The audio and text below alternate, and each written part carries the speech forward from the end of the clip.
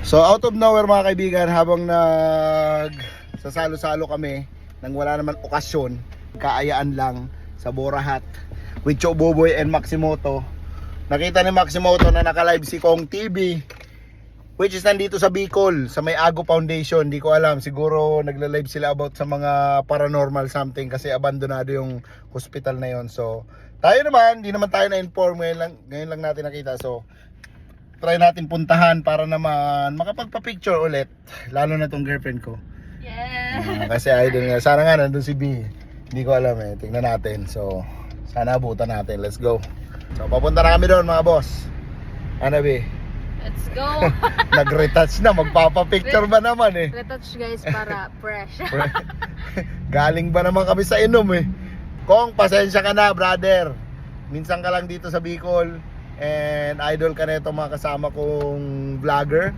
And syempre, idol din kita kasi like nga nang always kong sinasabi, wala ako sa industriyang to kung wala ka. So thank you so much.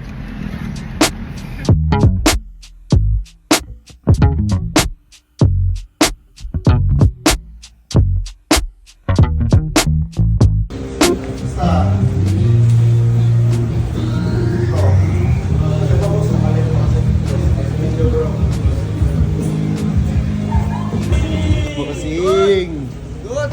Mike mo doon. Nice to see you Boss, again. kamusta, Kita boss? lang namin kayo sa live eh. Oo, boss. Nag-bill out na kami. Kita tayo ulit dito. Thank you.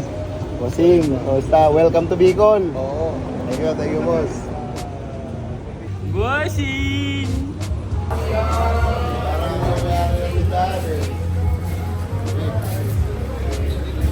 Oh, TV in the house, boy.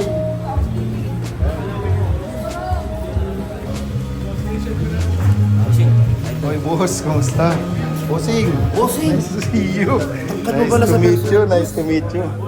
Welcome to Bicol. Thank you.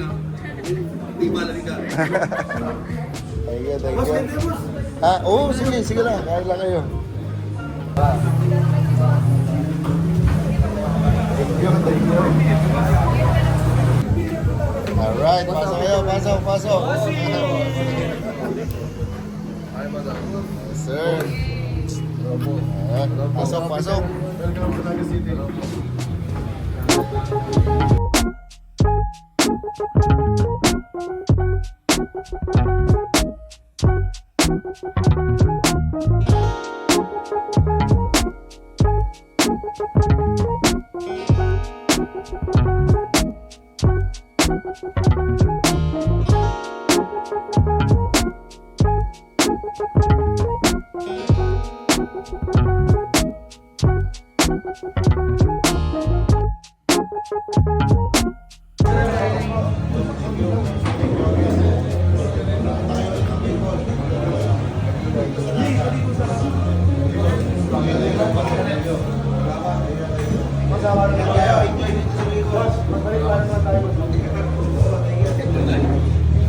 Alright mga kaibigan, mission success.